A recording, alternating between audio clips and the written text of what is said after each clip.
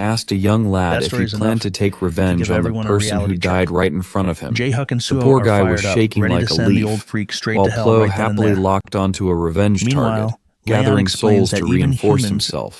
Back in class, Leon looked pleased with the final results and officially appointed Cheon Soyeon as the Knight Captain, praising her effective method of carrying out contracts of revenge to use the serfs. When asked, Leon said he was proud of her, which was enough to make Soyeon flash a real smile. Right then, Leon turned to Suho unexpectedly and explained that Sir Gothic had originally made up the surf challenge to cut down the number of serfs. But unfortunately, Suho's blessing of light was never meant to command them.